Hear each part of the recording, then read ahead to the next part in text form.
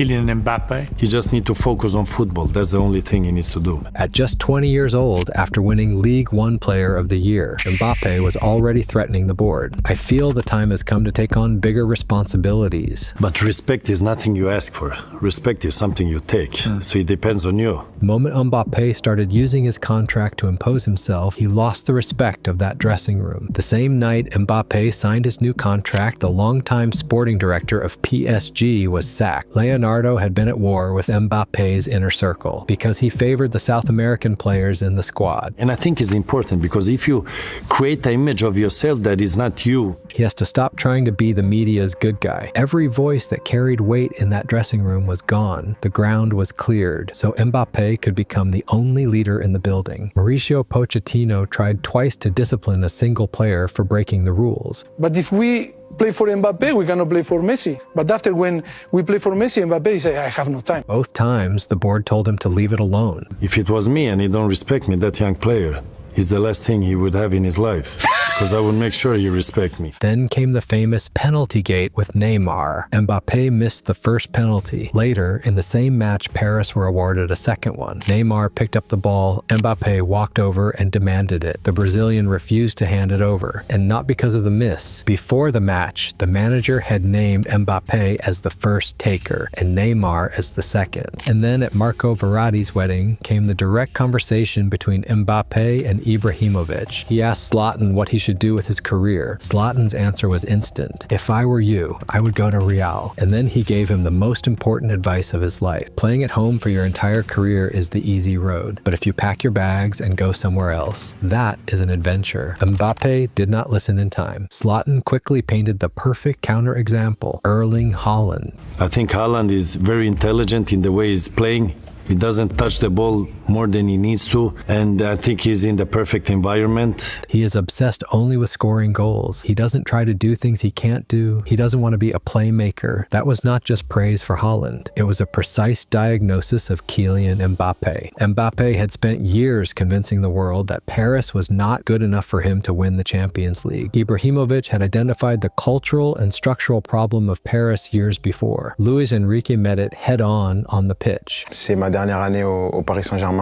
When it became clear at the start of 2024 that Mbappé was leaving, Luis Enrique did something Pochettino was never allowed to do. He started taking him off in the 60th minute, leaving him on the bench in important league game. His answer was direct. When I decide he plays, he plays. When I decide he doesn't, he doesn't. My job is to do what is best for this team, and I am convinced we will be a much better team next season. Half of Europe expected PSG to collapse, but the opposite happened. Players like Vitinha could finally breathe because there was no longer pressure to feed every single ball to Mbappé. Luis Enrique introduced a new philosophy. He did revolution in football, not only Paris Saint-Germain. The club had been held hostage by his 40 goals a season. I would rather have 4 players who score 12 goals each than 1 player who scores 40. After the disaster of the Messi, Neymar, Mbappé trio, the Qatari owners realized the world saw them as a plastic club, and they did not bring in another superstar. Ousmane Dembélé in Spain had been a synonym for injuries. What happened to Dembélé is the crowning piece of evidence that Ibrahimović was right when he said the corporation destroys a footballer's identity and that work creates it. Luis Enrique transformed Dembélé into a working machine and the engine of the team. The result?